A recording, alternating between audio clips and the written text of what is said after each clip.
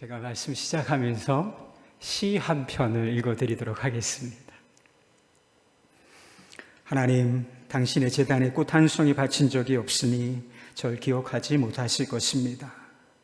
그러나 하나님, 모든 사람이 잠든 깊은 밤에는 당신의 낮은 숨소리를 듣습니다. 그리고 너무 적적할 때 아주 가끔 당신 앞에 무릎을 꿇고 기도를 드립니다. 하나님, 어떻게 저 많은 별들을 만드셨습니까?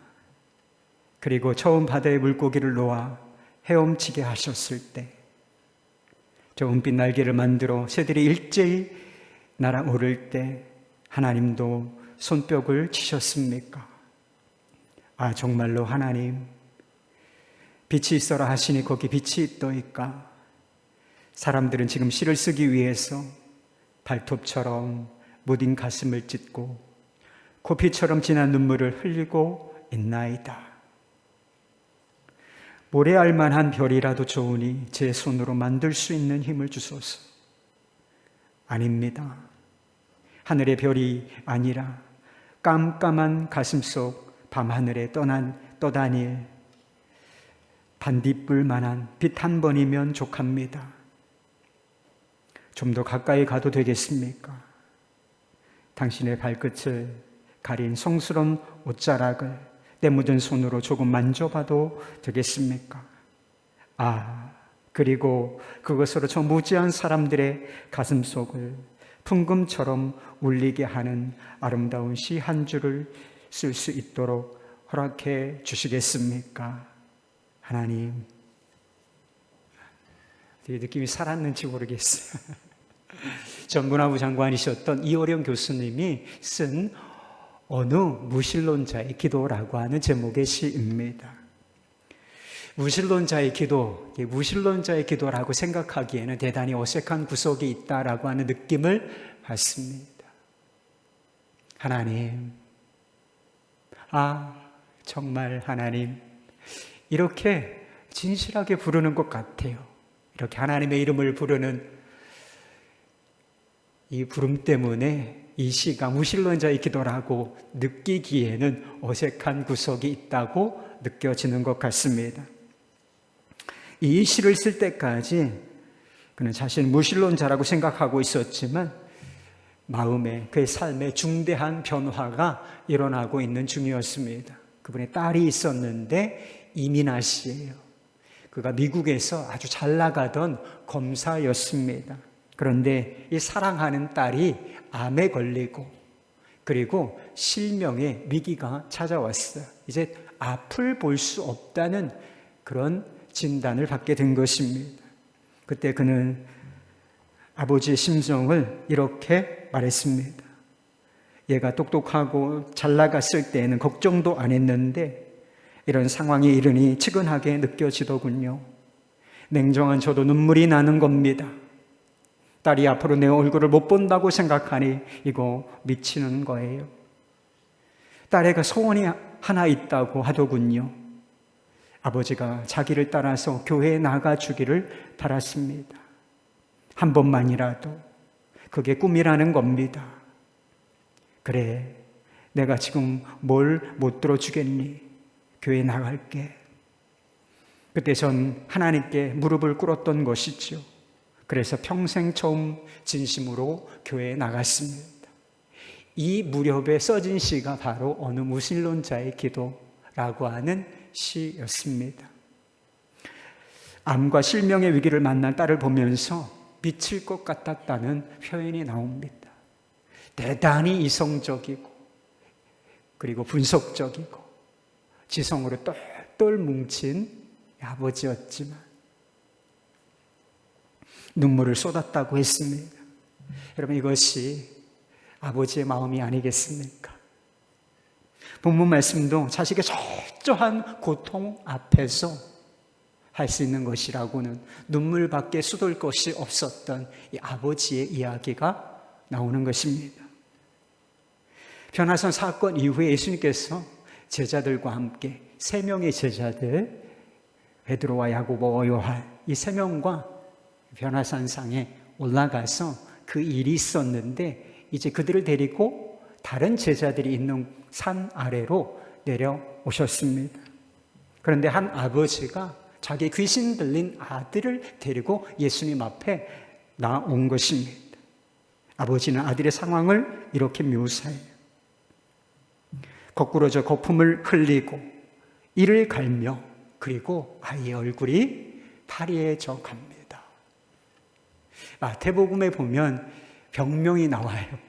간질이라고 하는 이름이 나옵니다. 그러나 이 아이는 단순히 병에 걸린 것이 아니라 귀신 들려서 귀신의 해코지, 귀신에게 괴롭힘을 당하는 중이었습니다. 귀신이 들어가서 말을 못하게 하며 간질 증세를 일으키고 그리고 막 패대기를 치는 것처럼 아이를 고통 속에, 죽음의 고통에 내던지는 그런 상황 속에 있었다라고 하는 것입니다. 이 아이의 아버지가 다른 9명의 제자들에게 가서 이 아이에게 들린 귀신을 내쫓아 주십시오 라고 부탁했지만 실패였습니다. 예수님께서는 제자들에게 귀신을 내어 쫓는 권능을 주셨고 실제로 마가복음 6장 같은 곳에 보면 이 제자들이 주께서 부여하신 권능을 힘입어 예수의 이름으로 귀신을 내쫓았다라고 하는 말씀이 나와요. 그리고 귀신이 떠나가고 사람이 온전하여지는 것을 보고 그 자신들도 놀랐다는 이야기가 나옵니다. 그런데 이번에는 권능이 나타나지를 않았다는 것입니다. 9명의 제자들이 한 아이를 둘러싸고 예수의 이름으로 명하는 거예요. 예수의 이름으로 명하노니 더러운 귀신아 떠나! 한 번만 했겠어요? 한 번 했는데 안 나가는 거예요. 아니 9명의 제자들이 일제히 예수의 이름을 부르면서 외치지 않았겠습니까? 우리가 예수의 이름으로 명한다. 더러운 귀신은 나올지어다. 근데 아무 소용이 없는 거예요.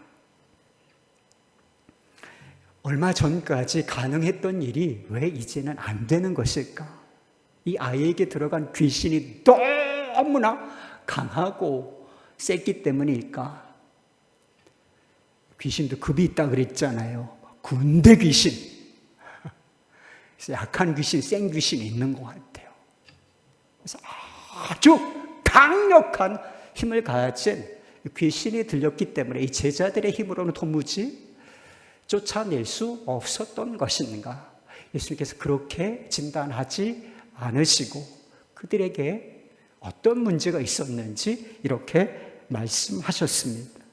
19절 말씀이에요. 대답하여 이르시되 믿음이 없는 세대여 내가 얼마나 너희와 함께 있으며 얼마나 너희에게 참으리요 그를 내게로 데려오라 하시매. 여기 믿음이 없는 세대라고 하는 표현이 있죠. 이 generation. 이 믿음이 없는 세대라는 표현은 대단히 범위가 넓은 표현입니다. 귀신 들린 아이를 둘러싸고 있는 무리들, 얼마나 많은 사람들이 모여 있었는지 수십, 수백 혹은 수천, 그 무리를 이루고 있는 사람들을 지칭하는 것이고, 그리고 제자들과 더불어 논쟁을 벌이고 있었던 종교 지도자들, 서기관들을 의미하는 것일 수도 있습니다.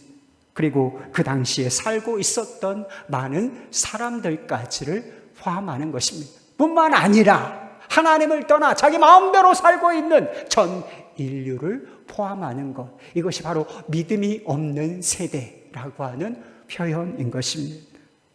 여러분, 지금 세상을 보십시오. 하나님은 존재하지 않아, 하나님은 존재하지 않는다는 이 무신론이 판을 치는 세상인 것입니다. 인본주의, 차별금지법도 사실은 인본주의에서 나온 거예요. 인본주의, 사람 중심주의, 그리고 돈이면, 물질인 모든 것을 할 수 있다라고 하는 이 물질 만능주의.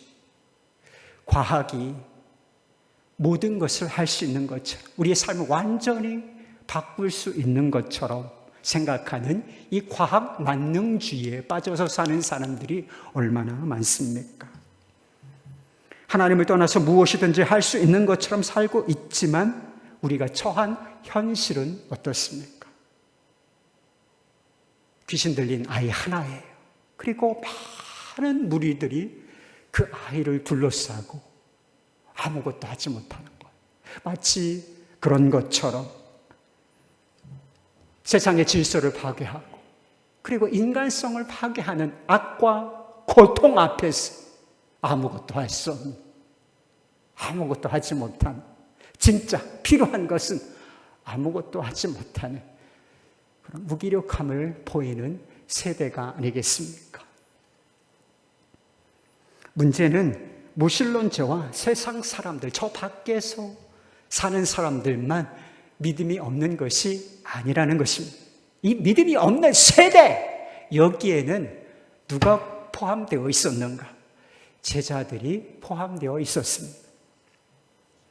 예수님과 가장 가까이 있었고 예수님께서 가장 많은 시간을 할애해 주셨으며 그리고 예수님께서 가장 많은 가르침을 베풀어 주셨던 사람들 뿐만 아니라 귀신을 제어하고 귀신을 내어 쫓는 권능도 부여해 주신 사람들, 이 사람들이 제자였잖아요. 그런데 그들에게 믿음의 권능은 이 현장에서 도무지 나타나고 있지 않았다라고 하는 것입니다. 그렇다면 이 믿음이 없는 세대에 우리라고 예외일 수 있겠습니까? 악과 고통에 신음하고 있는 이 세상에서 우리는 믿음의 능력을 나타내 보이고 있습니까?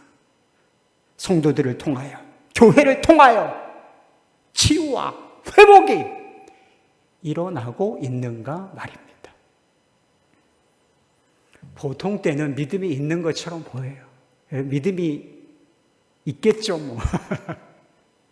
믿음이 있는 것처럼 보인단 말이에요. 지금 이렇게 나와 있으니까 우리가 다 주님을 믿는 것처럼 보이지만 그 믿음의 실체, 실상이 드러나는 순간은 우리가 문제 앞에 섰을 때입니다. 작은 먼지 같은 문제, 손톱 같은 문제가 아니고 우리의 힘으로는 도무지 흔들 수 없는 커다란 바위 같은 문제 앞에 탁 서보면 그 믿음의 실상이 드러나게 되어 있다는 거예요.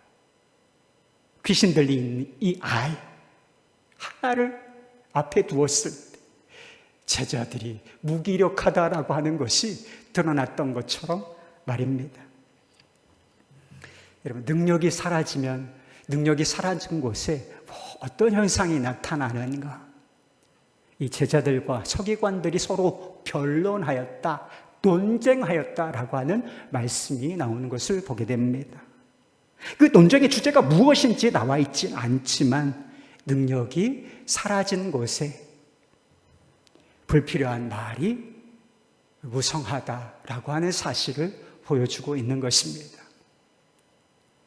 우리는 코로나 바이러스 감염증이라고 하는 전 세계적인 위기와 고통거리를 만났습니다. 이 문제 앞에 서 있는, 이 문제를 대처하는 우리의 모습은 어떻습니까? 아주 의연하게 대처하고 담대히 기도하고 고통받는 세상을 위로하고 섬기고, 이것이 하나님께서 이 순간 우리에게 보기를 바라시는 그런 모습이 아니겠습니까? 그것이 성도 교회의 모습이 아니겠는가 말입니다. 그러나 믿음의 능력은커녕 우리 자신의 믿음도 지키지 못한, 이게 막 흔들리고 있는 우리의 자신의 모습을 보고 있는 것은 아닌가요? 9명이나 되는 제자들이 귀신 들린 아이 하나를 놓고 아무것도 하지 못한 채 쩔쩔 말고 우왕좌왕하는 그런 모습을 보이고 있지 않은가 말입니다. 고통스러운 현실 앞에서 능력은 사라지고 말만 무성한, 그렇게 많아요. 이런 모습은 보이고 있지 않은가 묻는 것입니다. 본문 말씀을 보면 믿음이 없는 세대에 포함된 또 한 사람이 나와요. 바로 귀신 들린 아이의 아버지입니다. 아버지는 치유를 기대하고 제자들에게, 그리고 지금은 예수님께 이 아이를 데리고 나와왔습니다. 그러나 이 아버지에게 믿음은 없었다는 것이죠. 동일하게 귀신 들린 딸을 두었던 수로보니게 여인에 관한 말씀을 우리가 얼마 전에 봤잖아요. 이 여인에게는 탁월한 믿음이 있었어요. 거절, 또 거절, 연년 거절에도 불구하고 은혜 입기를 그가 물러서지 않고 구하는 이 믿음이 있었단 말이에요. 그리고 주님께서 이 믿음을 칭찬하시고 내가 믿으니 내가 그 말을 하였으니 내 딸이 고침을 받았느니라. 깨끗이 고침을 받았어요. 그러나 이 아이의 아버지에게는 이런 믿음이 없었다는 것입니다. 그는 물에 빠진 사람이 뭘 잡는다고 하죠? 지푸라기라도 잡는 심정으로 주님 앞에 나와서 이렇게 구하고 있습니다. 22절 말씀. 그러나 무엇을 하실 수 있거든 우리를 불쌍히 여기사 도와 주옵소서. 도움을 받고 싶습니다. 제발 이 아이에게서 귀신이 나갔으면 좋겠어. 이 아이가 깨끗이 고침을 받았으면 좋겠습니다. 그러나 예수님께서 그 일을 하실 수 있다는, 이 아이가 깨끗이 고침을 받을 것이라는 그 분명한 믿음은 이 아버지에게 없었다는 것입니다. 그것을 드러내고 있어요. 만약 예수님께서 수로보니게 여인에게처럼 이 아버지에게 대했다면 아마 이 아버지는 나가 떨어졌을 거예요. 자식의 떡을 취하여 개들에게 던지니 마땅치 아니하다.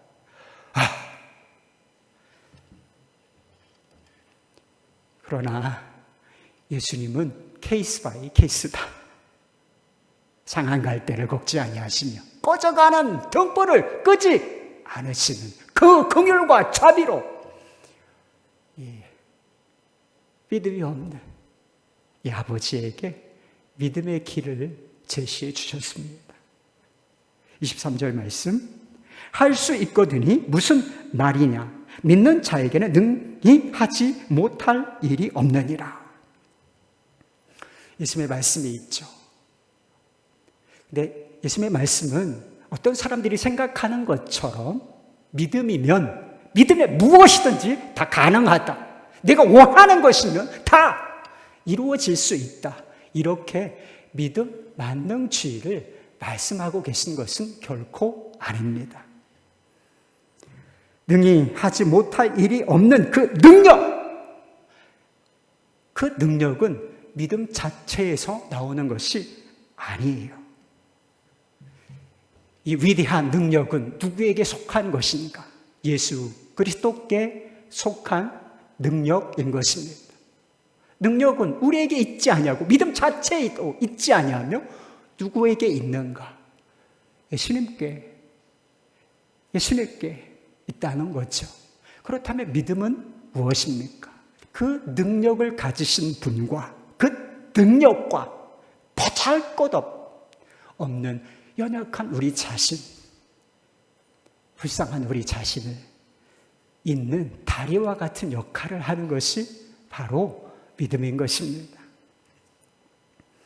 예수님께서 아버지에게 요구하신 이 아버지에게 요구된 믿음이 무엇이겠습니까? 단순히 아이가 이 순간에 고침을 받을 것이다. 단순히 그 믿음이 아니었습니다. 그 믿음을 포함하긴 하겠죠. 그러나 단순히 이 아이가 내 아들이 고침을 받을 것이다.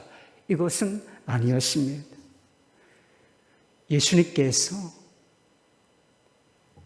능히 이 아이를 고치실 수 있다는 믿음이 필요했습니다. 뿐만 아니라 선하고 자비로우신 마음으로 그에게 속한 능력을 사용하여 이 아이들을 고쳐주실 것이다. 이 믿음이었습니다. 간단히 말하자면 능력과 자비로 충만하신 예수님, 그분을 믿는 믿음이 필요했다는 것. 예수님께서 믿는 자에게 능히 하지 못할 일이 없다 라고 하셨을 때 그 믿음은 바로 예수님 자신을 믿는 믿음을 의미했던 것입니다. 여러분은 하나님께서 무엇이든지 다 하실 수 있다는 사실을 믿으십니까? 정말이에요? 하나님의 자비하심과 선하심을 믿으십니까? 우리가 고통당할 때 하나님은 우리를 내버려 두시지 아니하고 선하시고 자비로운 마음으로 우리를 고쳐주시고 회복시켜 주실 의향이 있다. 이것을 믿으십니까? 바위 덩어리처럼이에요. 아주 커다란 바위 덩어리처럼 꿈쩍않는 이 문제 앞에서도 하나님은 능력이 있으시고 나에게 자비로운 능력으로 이 문제를 바꿔주실 수 있다. 그렇게 믿으십니까? 정말 믿는 거 맞아요? 우리의 믿음이 얼마나 의심에 취약한지 몰라요. 고통스러운 문제 앞에서 염려하고 불평하지 않았습니까? 문제가 너무 커, 힘들어. 그래서 낙심하고 좌절하고 그리고 절망하기까지 하지 않으셨습니까? 기도는 한다고 하면서 조급해. 믿음은 기다리는 거거든요. 기다릴 수 있는 게 믿음이에요. 그런데 기다리지 못하고 다른 것에 눈을 돌리는 것. 이것이 다 우리가 의심이라고 하는 병에 걸려 있음을 보여주는 증세들인 것입니다. 아이의 아버지는 주님께 도움을 구하면서도 의심하고 있었습니다. 아이가 고침받기를 바라는데 예수님께서 요구하시는 그 믿음은 없다. 저 같으면 믿는 척이라도 했을 거예요. 저는 믿습니다. 제가 믿습니다. 발음을 세게 해야 돼요. 제가 믿습니다. 아마 저는 이렇게 얘기했을지도 모르겠어요. 그러나 이 아이의 아버지는 탄식하듯 소리를 지르며 이렇게 간구했습니다. 내가 믿나이다. 나의 믿음 없는 것을 도와주소서. 이게 믿는다는 얘기예요? 못 믿겠다는 얘기입니까? 믿고 싶은데 안 믿어집니다. 안 믿어지는데 제가 믿고 싶습니다. 그러니 저의 믿음 없음을 도와주십시오. 이런 의미인 것입니다. 의심하는 믿음, 의심하고 있는 자신을 주님께 내어놓고 있음을 보게 된다는 것입니다. 진실한 믿음은 아이의 아버지처럼 자신의 연약함 그리고 믿음 없음을 고백하는 것으로부터 시작되는 것입니다. 나는 믿음이 있어. 나는 믿음이 강해. 난 믿음으로 서 있다. 혹시 이렇게 생각하시는 분이 있으신가요? 그렇다면 도리어 믿음이 없을 수 있습니다. 그럼 참된 믿음이란 항상 자신의 약함과 그리고 자신의 믿음 이것이 불충분하다. 이것을 알고 있는 사람이기 때문인 것입니다. 예수님께서는 아이의 아버지의 진실한 간구를 들으시고 귀신을 쫓아내 주셨습니다. 아주 작고 미숙한 어찌 보면 정말 신락 같은 믿음이다. 이제 막 시작된 믿음이다. 이렇게 생각할 수 있는 상황이죠. 그런데 예수님께서 이 믿음을 보시고 이 귀신 들린 아이를 깨끗하게 고쳐주셨다는 것입니다. 어떻게 이렇게 작은 믿음을 통해서 이렇게 위대한 의학으로도 할 수 없고 어찌할 수 없는 이 문제가 이렇게 단박에 고침을 받을 수 있는가? 비록 아주 작은 믿음일지라도 그 믿음을 통하여 역사하시는 우리 예수님의 능력은 결코 작지 않기 때문인 것입니다. 믿음의 관이 좀 적긴 하지만 이곳은 예수님의 능력이 확 하고 쏟아져 들어가서 이 귀신 들렸던 이 아이를 온전케 할 수 있었던 것입니다. 처음에 말씀드린 이 어려운 고수는 암과 실명의 위기로 고통당하는 딸의 애원으로 처음 교회의 발걸음을 내디뎠다고 했습니다. 그런데 예배 갔는데 작은 예배당이었대요. 사람들이 행복해 보이더랍니다. 그런데 목사님, 그 교회를 담임하시는 목사님이 소원 하나를 말하라고 하더랍니다. 여럿이서 기도하면 성령이 임할 것이니 당신에게 있는 소원 하나를 말씀하시라 그랬대요. 그래서 무릎을 꿇고 처음 주님께 이렇게 빌었다는 것입니다. 하나님, 저하고 계약 하나 하십시다. 만일 우리 딸이 정말 세상을 볼 수만 있다면 그때부터 제가 가진 모든 능력, 즉 글 쓰는 것과 입담을 하나님을 위하여 쓰겠습니다. 이게 믿음이에요. 저하고 계약 하나 하십시오. 하나님과 딜을 하고 있는 거. 만일의 믿음 있죠. 혹시의 믿음. 만일 고침을 받는다. 혹시라도 이 아이가 낫는다. 얼마 안 돼요. 딸이 귀국해서 서울대학병원에서 검진을 받았습니다. 진단 결과는 놀랍게도 완전한데, 당신의 딸의 눈이 완전한데 왜 그러냐 하는 것이었대요. 정말 실명의 위, 점점 안 보이는 그런 상황 속에서 이 딸이 주님의 능력으로 완전히 고침을 받게 되었던 것입니다. 그 순간 가슴이 덜컥 내려앉았대요. 아이고, 이제 나 끝났구나. 하나님과 약속을 하지 않았습니까? 딸이 고침을 받은 건 너무 세상을 밝게 완전한 눈으로 볼 수 있게 된 것은 너무 기쁜데 이제 예수를 믿고 교인으로 살아야 한다는 것이 걱정이 되더래요. 이런 사정을 듣고 어느 목사님이 이제 믿으시는 거죠? 이렇게 묻더랍니다. 그렇지만 아직 제 마음이 움직이지 않았으니 못 믿겠습니다. 라고 말했다는 것입니다. 그런데 결정적인 순간이 바로 다음 날 새벽에 찾아왔다는 것입니다. 딸이 미국으로 돌아가기 전에 새벽에 일어나서 새벽 기도를 가겠다고 아버지에게 교회 다녀오겠습니다. 이렇게 인사를 하는데, 그렇게 인사를 하는 딸이 너무 행복해 보이더라는 거예요. 바로 그때 아버지인 자신이 내가 세례를 받겠다, 이 한마디만 해주면 딸 아이한테는 일평생 가장 행복한 아침이 되는 순간이었습니다. 내가 이걸 왜 못 해주겠느냐. 내가 이렇게 살았는데. 그래서 자신도 모르게 이렇게 말해버렸대요. 딸한테. 너 목사님 만나면 나 세례 받는다고 그래라. 나 이제 세례 받겠다. 결국 세례를 받게 되셨는데, 세례를 받을 때 물을 붓잖아요.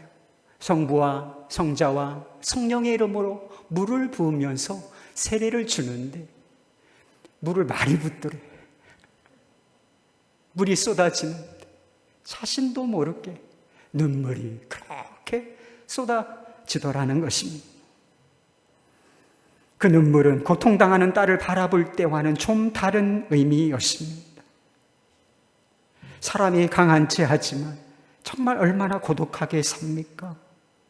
한참 싸울 때 누군가 옆에서 진정 위로해 준다면 눈물이 나지요. 내 인생에서 하나님이 이렇게 역성을 두셨다는 것을 느꼈습니다. 그동안 강한 척하고 요란하게 글쓰고 잘난 체 했던 내가 그 많은 사람들 앞에서 주님께 눈물을 흘렸습니다. 그는 간증을 마치면서 이렇게 마무리하셨습니다. 저는 아직도 믿음이 공고하지 않습니다. 하루에도 끝없이 회의를 하고 밤잠을 설치는 제 자신이 미워질 때가 있습니다. 주님과 동행한 제자 베드로는 닭이 울기 전에 3번 배신하지 않았습니까? 오늘 내가 설령 이상한 생각이 들고 시험에 들어서 마귀의 장난에 빠진다 할지라도 이내 마음을 잡고 믿으시면 저 같은 사람처럼 조금씩 계단을 올라갈 수 있을 것입니다. 우리가 믿음의 문제를 다룰 때 빼놓지 말아야 할 중요한 사실, 진리 한 가지가 있는데 그것은 바로 기도라고 하는 문제입니다. 사람들이 떠나고 다 상황이 완전히 종료되었을 때 한 집에 들어가 제자들이 예수님께 묻는 거예요. 예수님, 왜 우리는 그 귀신을 능히 내어 쫓지 못하였습니까? 이 궁금했던 것이 왜 우리가 선언했을 때는 능력이 나타나지 않았는가? 왜 우리는 그토록 무기력했는가? 그게 궁금했던 거예요. 예수님께서 이렇게 말씀하셨어요. 29절 말씀. 이르시되 기도 외에는 다른 것으로는 이런 종교가 나갈 수 없느니라 하십니다. 앞에서는 악과 고통, 앞에 무기력한 사람들을 보시고 이 믿음이 없는 세대여 책망하셨고, 그리고 이 아이 아버지에게는 내게 믿음이 필요하다. 지금 믿으면 무엇이든지 가능하다. 이 믿음을 요구하셨지요. 그런데 지금은 기도가 마치 능력의 통로인 것처럼, 능력의 원천인 것처럼 말씀하고 계시는 것을 보게 된다는 거예요. 능력의 통로가 믿음입니까? 기도인가요? 예수님의 말씀을 잘 살펴보면 2가지 다라고 하는 사실을 알 수 있게 되는 것입니다. 믿음과 기도는 결코 분리시킬 수가 없습니다. 저는 할 수 없습니다. 제 힘으로는 안 됩니다. 주님 도와주십시오. 제가 은혜 입기를 구합니다. 이게 믿음이에요. 그런데 이 믿음이 표현되는 통로, 담아지는 그릇, 그것이 바로 기도인 것입니다. 진실한 믿음이 있는 곳에 기도가 있고, 진실한 기도가 있는데 뭐가 있다는 거예요? 믿음이 있는 것입니다. 이것이 영적인 원리인 것입니다. 우리가 기도하고 있지 않다면, 그럼 기도하고 있습니까? 평상시에 기도하고 있나요? 현실에서 감당하기 어려운 문제를 만났을 때 기도가 안 나와, 기도가 안 돼. 다른 방법들만 찾고 있어. 궁극적인 이유는 한 가지. 우리가 믿지 않기 때문인 것입니다. 제자들은 분명히 얼마 전까지 귀신을 내어 쫓아낸 경험이 있었습니다. 그런데 이번에는 도무지 왜 안 된 것일까? 반복된 성공으로 인한 착각이 그들의 믿음을 가로막고 있었기 때문인 것입니다. 귀신을 쫓아내는 일에 성공을 거듭하는 거예요. 성공을 거듭하고 예수의 이름으로 명하니까 떠나는 거예요. 사람이 온전해져. 반복적으로 이런 일이 일어나. 그러니까 축사의 능력, 귀신을 내어 쫓는 이 영적인 파워가 자신들 안에 있는 것처럼, 자신들 안에서 나오는 것처럼 착각했다는 거예요. 마치 노련한 의사가, 경험이 많은 의사가 메스를 드는 것처럼 손을 들어 예수의 이름으로 명하기만 하면 귀신이 자동적으로 떠나는 줄 알았다는 것. 그런 착각에 빠져 있으니 예수님을 주님을 의지할 필요성을 느끼지 못했던 것이고, 예수님을 의지하지 않으니까 그들에게 기도가 있을 리가 없었던 거예요. 우리가 세상에서 겪는 모든 종류의 부족함, 여러분 얼마나 부족함이 많아요. 여러분 자신이 연약하다고 느끼시나요? 연약함. 그리고 고통과 실패는 하나의 사인입니다.